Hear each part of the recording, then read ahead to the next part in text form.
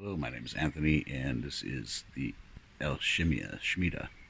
That is Alchemy Forge in German. Uh, Outside the front door, across the street, we have this beautiful castle surrounded by actually historic buildings, both sides. Um, anyway, I've just got the shop ready, forge ready to open up for the public for classes. Got this sign finished today. Let's turn the camera around. We'll take a quick tour inside and see what the courses offer. The sign is stenciled on pellet wood, painted and torched the wood, and forged out these brackets today. Just got it finished, hung up. A couple roe deer trophies on each side. Let's take a look inside.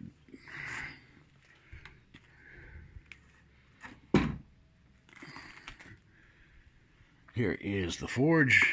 It is going to be recoated with refractory cement for safety reasons. I didn't do it yet because I have a couple projects to finish. I just stand out of the way, but that is important. I do take the safety part seriously. It is a 2-burner forge. It will get welding temperature hot in no time at all. Runs on propane. And of course, safety, it's actually up to date. Doesn't have to be, but yeah, this one's up to date. Till two more years, 2025. Some more propane.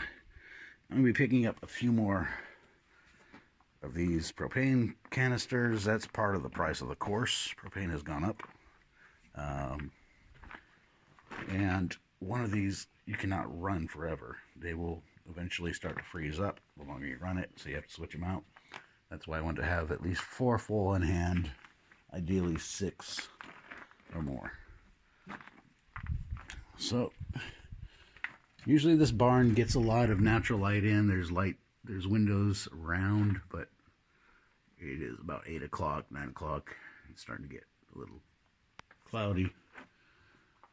Behind the door we got, these are my tongs I don't use every day so often. They're very old, and they work fine, but they're very massive. There's some really cool ones here. So yeah, I'll just kind of do a walkthrough. I've been working in this barn a lot to just set everything up to start these courses, doing bladesmithing, knife making, and blacksmithing courses. This is a kind of cool piece of history that was in the house when we moved in from the previous owners.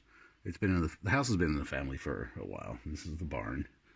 So this is old Hufbeschlagschule, basically a farrier school. You can see on the anvil it is focus 1906. And this was hanging up in the workshop, which might have been the forge, or it was used down here. I'm using this barn as the forge. It's the most suitable place. The ground is dirt and gravel, very high roof. That's what I've been working on for a few weeks just to get everything set up. This is from the last owner, and that is a Schlosser certificate, which is, Schlosser is roughly a locksmith. And as well from that was the son, that was the original owner. Here's the original owner.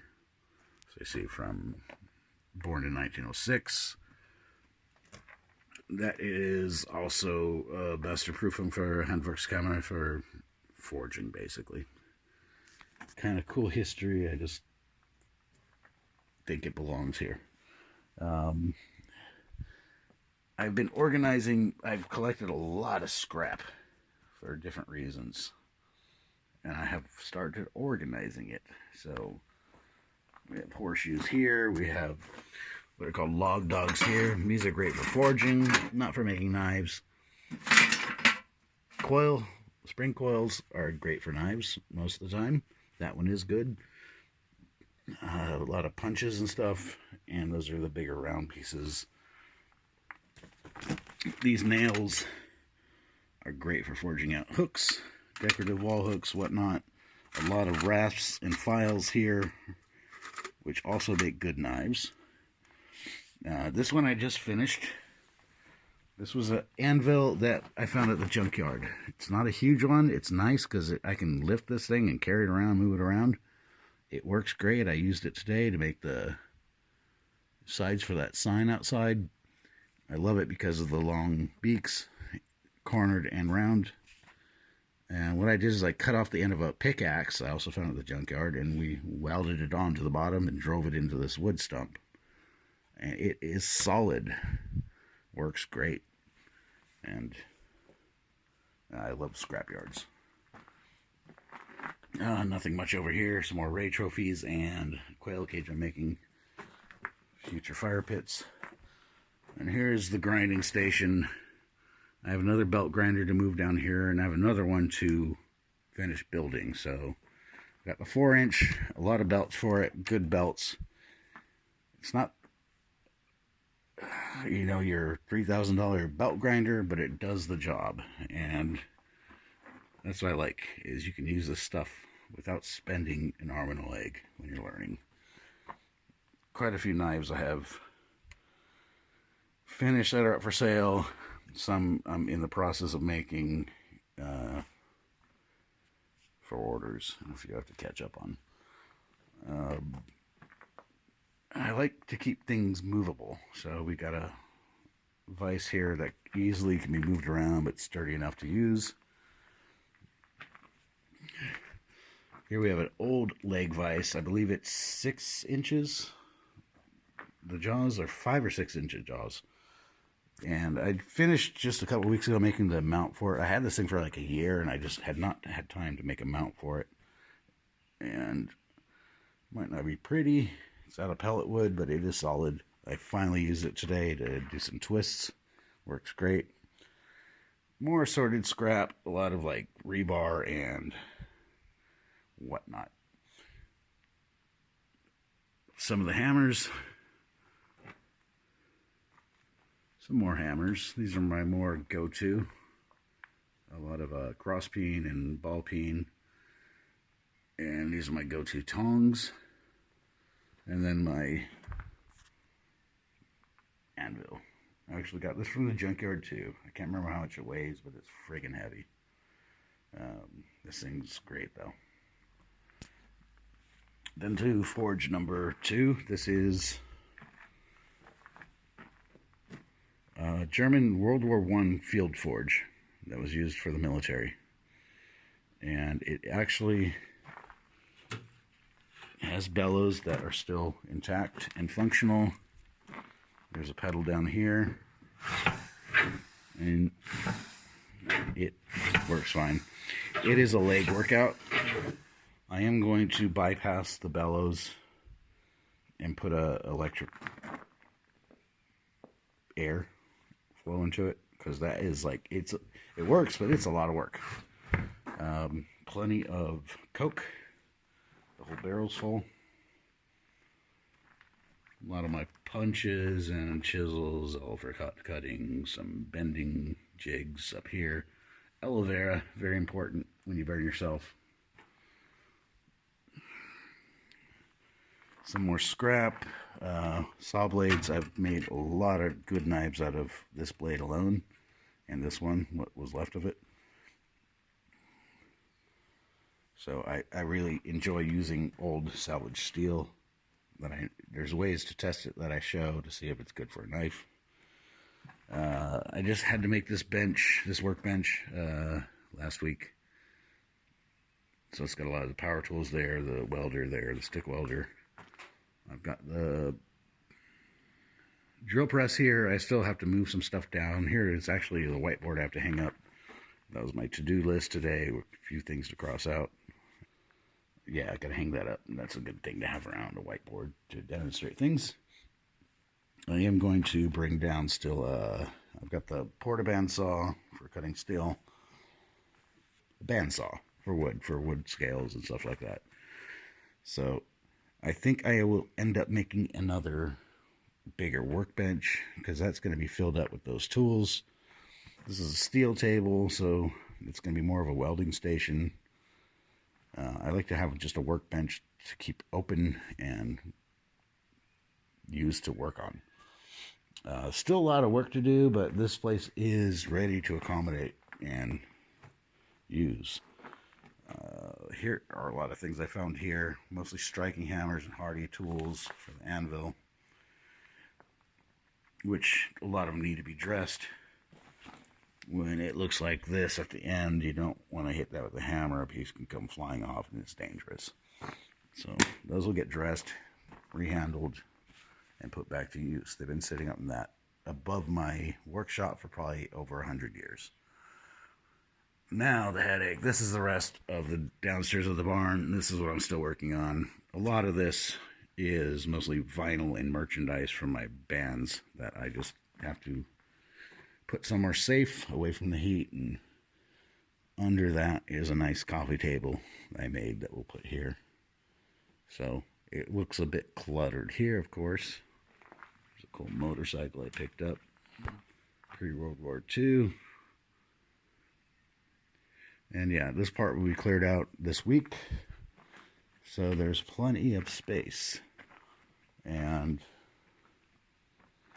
I will be doing, like I said, not just knife making classes, but also forging classes. Here's an example of what you can make. This is a gambrel for game. I used it on the raybuck I shot, the buck. You hang it by the legs on those hooks, put that on a chain, hang it, and it's great for gutting and for skinning. I'm actually going to make a bigger one because I was invited to that hunting revere where I shot my first buck, and as a gift I'm going to make them a bigger one. They didn't have one there. These are nice little for scooping borax. These are very old. A lot of this stuff, it was found here. The former owner was a blacksmith, so a lot was found in the storage space above the garage. That is a quick tour. Things will actually be improving this week for sure. I'll do some updates, I believe, as well. But basically, I am offering classes. I'm starting right now to advertise it where I will accommodate 2 people at a time until I get another forge, which I have all the stuff to make one. It's going to be 2 people. It'll be a full day from 9 till 10 o'clock with lunch included, grilled food, drinks included, water, soda, beer. The objective is to make one hand-forged knife, whether it's using the coil spring or files, and then one stock removal knife, which we'll be using either saw blade steel that I've tested, that I know can be hardened, or 80 CRV2 or 5920. So the objective is to actually go home with 2 knives you make. Anyone interested, I am very close to Lauderreck in Germany, so if you're in the Kaiserslautern area, it's not that far. And yeah, for 250 euro, you'll go home with 2 knives you made, and you'll have learned how to make knives. The blacksmithing course I'm still setting up, and it's going to be the same kind of thing basically, but you'll have more choices of what you're going to make. You're not going to make knives, you can make hooks, you can make grilling utensils, gambrels for hunting, whatever you want to make. A lot of options there. So yeah, still some work. I've got some clutter. All this stuff's going to go to the junkyard except that barbed wire. And finally getting this place in order. There's only one electrical outlet here, so that's been fun, but it's a strong one, a strong circuit, so I've run the welder running really hot to weld that anvil, no problems. And so I'm kind of working around that now and also running some more lighting. And this place should be ready to go. Hopefully, if not this week, by next week, I'll have my first students here. Thanks for watching. Till next time.